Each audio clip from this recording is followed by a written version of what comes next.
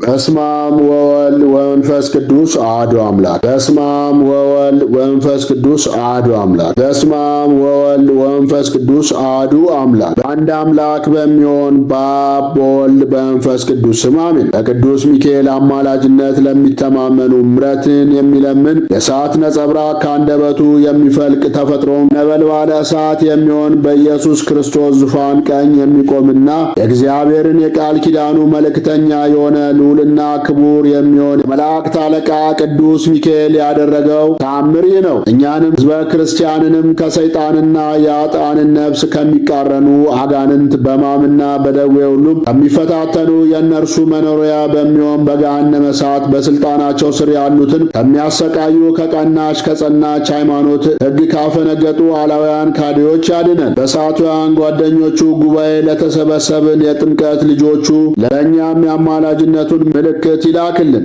የኃጢአት መልእክተኞች የሆኑ የዲያብሎስን ሰራዊት ይደምስስልን። በአንዲት አገር ውስጥ በቅዱስ ሚካኤል ቤተ ክርስቲያን አቅራቢያ አንድ ችግረኛ ሰው እንደነበረ ተነገረ። እርሱም ዘውትር ጧት ወደ ቅዱስ ሚካኤል ቤተ ክርስቲያን ማልዶ እየሄደ በስዕሉ ፊት በመቆም በቁርጥ ሐሳብና በቀናች ሃይማኖት እንባውን በማፍሰስ የመላእክት አለቃ ቅዱስ ሚካኤል ሆይ የምመገበው ምግብ የምለብሰው ልብስ ይሰጠኝ ዘንድ ወደ ፈጣሪ ወደ እግዚአብሔር አመልክትልኝ አሳስብልኝ በማለት እየለመነና እየማለደ ለብዙ ጊዜ ኖረ። ዕለታት በአንደኛው ቀን ቅዱስ ሚካኤል ወደ እርሱ መጥቶ እንዲህ አለው፣ አንተ ሰነፍ፣ ሰውነት መስራት ከሚችለው ሥራ አንዳች አልሰራ፣ ነገር ግን በሥራ ፈትነት ተቀምጠ ምን ትዘበዝበኛለህ? ለመስራትም ክንድህንም አላነሳም። ሻርሰ ምድር በምትሰጠው ጥቅም አልተጠቀምክም፣ አታክልት አልተከልክም፣ ዘርም አልዘራም። ይህን ማድረግ እንኳን ባይቻል ንግድ አትነግድምን? የሥራን ፍሬ አበዛልና ባርክልህ ዘንድ አለ። እንግዲህ ረዳት ሆን ዘንድ በማናቸውም የሥራ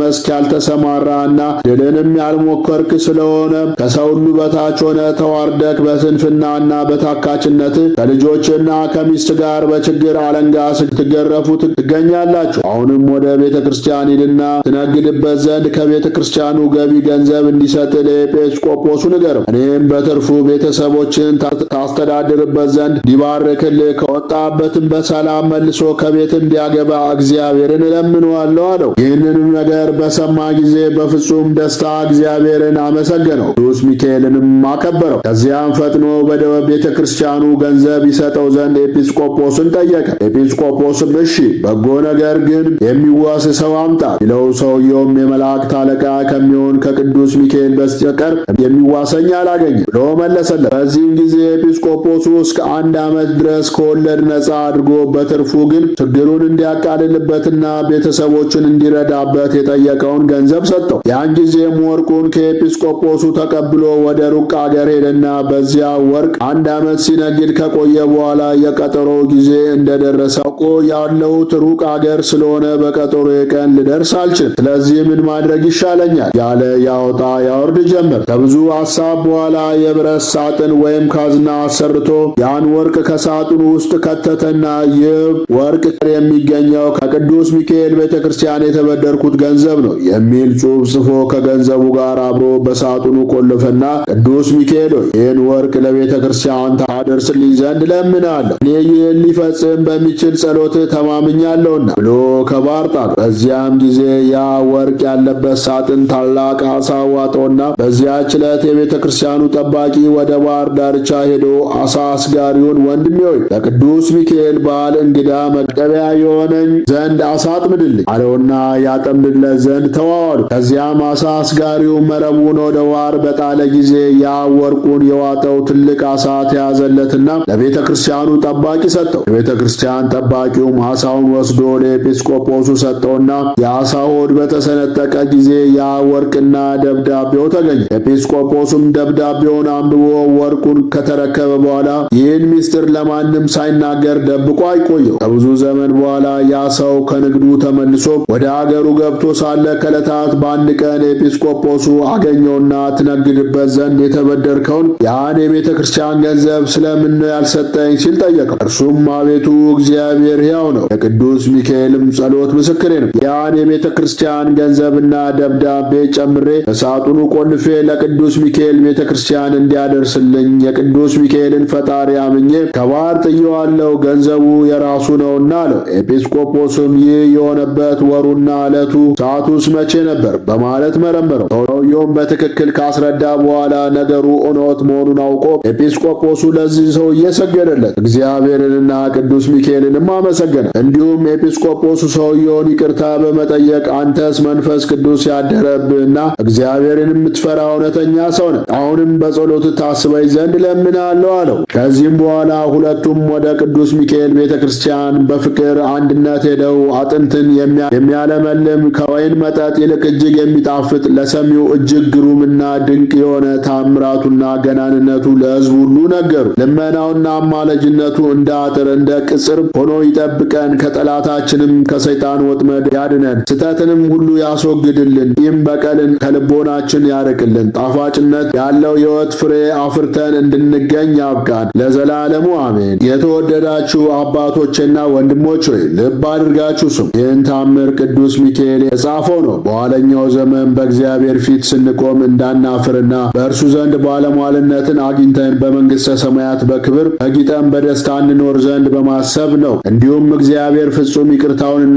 ቸርነቱን እንዲያድለን የእውነት አማላጃችን ቅዱስ ሚካኤልን ወደኛ ልኮልን ከእርሱ ጋር ለመተዋወቅ እንድችል ነው። ዳግመኛም የቤተ ክርስቲያን ልጆች የምንሆን እኛ በፍቅር ወደ እርሱ እንዲስበንና ጠላታችን ሰይጣንን ዓይናችን እያየ በፊታችን ቀጥቅጦ ያጠፋልን ዘንድ አሁንም ባሕረ እሳትን በክንፉ እየቀዘፈ እንዲያሻግረንና ቅዱስ አማኑኤልን የሚያወርሰን ክብር ወደ አለበት ጽረ መንግሥተ ሰማያት ያገባን ዘንድ በገነት ካለው መልካም የአትክልት ፍሬ ይመግበን ዘንድ ይህንን ቃል የሰማነው ሁላችን የምሕረት ቃል ያሰማን ዘንድ ነው። እስከ ዘላለሙ አሜን። ልመናው ክብሩ ለዘላለሙ በእኛ ላይ ይደርብንና የመላእክት ሁሉ አለቃ ሊቀ መላእክት ቅዱስ ሚካኤል ያደረገው ታምር ይህ ነው። የእግዚአብሔር የአምላካችን የጥበቡን ምላት የታምራቱን ብዛት ቀጥሎ እንደሚከተለው እንሰማለን። እግዚአብሔርም በፍጹም ልቦናው የሚወድ ትእዛዙንም የሚፈጽም አንድ ሰው የክርስትና እምነት ያለው ሰው የመላእክትን የነቢያትን ወይም የሐዋርያትን የጻድቃንን የሰማዕታትንም ቢሆን መታሰቢያቸውን ቢያደርግ በእውነት እግዚአብሔር ይምረዋልን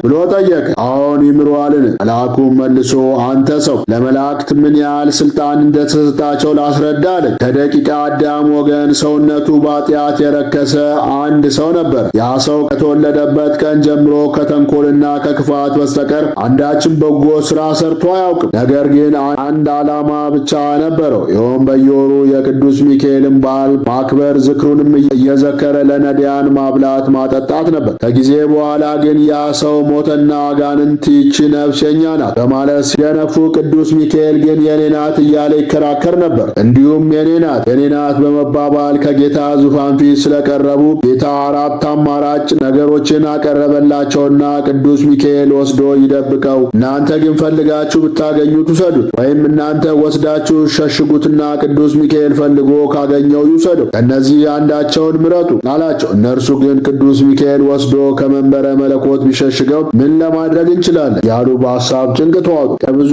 የሐሳብ መለዋወጥ በኋላም እኛ እንሰውረዋለን ብለው ያን ሰው መቀመቃት አውርደው የገሃነመ እሳት አዘዋሪት ባለበት ጥልቅ ባህር ውስጥ ደበቁትና እንግዲህ ሚካኤል ፈልጎ ያገኘው ተባባሉ። ከዚህ በኋላ ቅዱስ ሚካኤል እነዚያን አጋንንት ከዚያ ቦታ አካባቢ ዞር በሉ አላቸውና ወደ ሲኦል ገብቶ መፈለግና መበርበር ጀመረ። ነገር ግን የሚፈልገውን አላገኘውም ነበር። አንድ ክንፉ 7 እልፍ ነፍሳትን አወጣ፣ በሁለተኛው ክንፉ እንዲሁ አወጣ፣ በሦስተኛውም አወጣ። በመደጋገም በብዙ ሺህ የሚቆጠሩ ነፍሳትን አወጣ። ሆኖም ሊያገኘው አልቻለም። ከዚህ ሰው ምክንያት ያወጣቸው ነፍሳት ቁጥራቸው 7540 ደረሰ። እነዚህ ውስጥ ያልተጠመቁ አረመኔዎች ይገኙባቸው ነበር። ያን ጊዜ የሰማይ መላእክት ሁሉ ይህስ እጅግ በጣም አስደናቂ ነገር ነው አሉ። ጌታችንም በወንጌል ያመነ የተጠመቀ ይድናል፣ ያላመነ ያልተጠመቀ ግን ይጠፋል ይላል። እንግዲህ እኒህ ሰዎች እንዴት ሊድኑ ቻሉ? አንተ የሰው ልጅ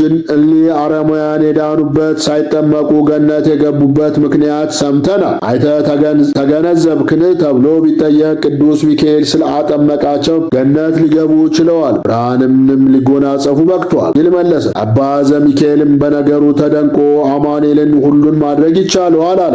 ዳግመኛም ያ ሰው ስለ ሰው ልጆች በማድነቅ በመላእክት፣ በነቢያት፣ በሐዋርያት፣ በጻድቃን፣ በሰማዕታት ስም በጎ ሥራን የሠሩ እያንዳንዳቸው ከቶ ዋጋቸውን አያጡ ብሎ ተናገረ። የሊቀ መላእክት ቅዱስ ሚካኤል አምላክ ሆይ ይህን ሰው ከገሃነመ እሳት እንዳደንከው እኔን አገልጋይንም በዚህ ዓለም በሚመጣውም ዓለም አድነኝ። አሜን። በአብ በወልድ በመንፈስ ቅዱስ ስም አምነን በስም በአካል በግብር ሦስት ብንል በባሕሪ በሉና በአገዛዝ አንድ አምላክ በማለት እያመንን ጥቅምት በባተ በ12 ቀን ንዑድ ክቡር የሚሆን የመላእክት አለቃ የቅዱስ ሚካኤል በዓል የሚከበርበት ቀን መሆኑን እንናገራለን። በዛሬውም ቀን እግዚአብሔር የነቢዩ ሳሙኤል ቤተ መቅደስን ሳለ በቂስ ልጅ በሳኦል ፋንታ በእስራኤል ላይ ዳዊትን ቀብቶ ያነግሠው ዘንድ በቤተልሔም የሚኖር የዳዊት አባት ወደ እሴይ ቤት ልኮታልና። ያን ጊዜም ነቢዩ ሳሙኤል ነገሥታቱ ተቀብተው የሚነግሱበት ቅባ መንግሥት ይዞ ወደ እሴይ ዘንድ በደረሰ ጊዜ ልጆችን ሁሉ አቅርብልኝ፣ ከልጆችም መካከል ቅብብ መንግሥት ቀብቼ በእስራኤል ላይ አነግሠው ዘንድ የእግዚአብሔር መልአክ አዞኛልና አለ። እሴይም ይህን ቃል ከሳሙኤል አንደበት በሰማ ጊዜ እሺ በጎ ብሎ ከዳዊት በስተቀር ልጆቹን በሙሉ አቀረበለት። እርሱም ዳዊት በእርሻው መካከል በጎቹን ይጠብቅ ነበርና። ከዚያም በእሴይ ልጆች በእያንዳንዳቸው ራስ ላይ ቅባ መንግሥቱን እያፈሰሰ ቀብቶ ሊያነግሥ ሲሞክር የእግዚአብሔር ፈቃድ ሳይሆን ስለቀረ ሳሙኤል እሴይን ከልጆች መካከል የቀረ የለምን ሲል ጠየቀው። እሴይም ከወንድሞቹ ሁሉ የሚያንሰው ታናሽ ብላቴና አለ፣ እርሱም በበጎች መሰማሪያ በጎችን ሲጠብቅ ይገኛል አለው። ሳሙኤልም ፈጥነ አምጣልኝ ስላለው ያን ጊዜም ፈጥኖ አመጣለትና በእግዚአብሔር ስለተመረጠ ቅባ መንግሥቱን ቀብቶ በእስራኤል ላይ አነገሠ። ዳግመኛም በዛሬው ዕለት እግዚአብሔር ቅዱስ ሚካኤልን ወደ ዳዊት ልኮ ኃይል ሰጥቶ እየተራዳው የረአይታዊና የኢሎላዊ ወገን የሚሆን ጎልያድን ገድሎ የእስራኤል ልጆች ከጠላታቸው እጅ ያዳነበት ቀን ነው። ስለዚህም የቤተ ክርስቲያን መምህራን የቅዱስ ሚካኤልን በዓሉን በየወሩ እንድናከብርና መታሰቢያውን እንድናደርግ አዘዙን፣ ሥርዓትንም ሰሩልን። የቅዱስ ሚካኤል ልመናው፣ አማላጅነቱ፣ በረከቱ ከሁላችን ከሕዝበ ክርስቲያን ጋር እንዲሁም በዚህች በእናታችን ቅድስት ቤተ ክርስቲያን ተሰብስበን የዚህን ድርሳን ቃል በምንሰማው በሁላችን ላይ ለዘላለሙ አድሮብን ይኑር፣ አሜን። በማያቋርጥ ቃል ላጣን ምሕረትን የምታበስር ገነታዊ ጾፈ ጽባብ ለአንተ ሰላም እላለሁ። ሚካኤል በስንፍናዬ ጣዕም እንደሌለው ጨው እንዳልጣል ወይም አፍርቶ እንደረገፈ አበባ ከክብሬ እንዳልዋረድ በክንፍ አቅፈ ደግፈኝ፣ ያዘኝ፣ ጠብቀኝ። ከበጋ ቀጥሎ ክረምትን ወራት የሰራልንና ወደ ዘመነ በልግ መሸጋገሪያ ወርሃ ጽጌን ወሰን ያደረግልን አምላካችን ሆይ በዚህ በዘመናችን ባለው ወርሃ ክረምት ፍሬ ሳናገኝ በቅጠል ብቻ ሳለን ሽሽታችን እንዳይሆን እንዳንጦልግ ማልዳለን።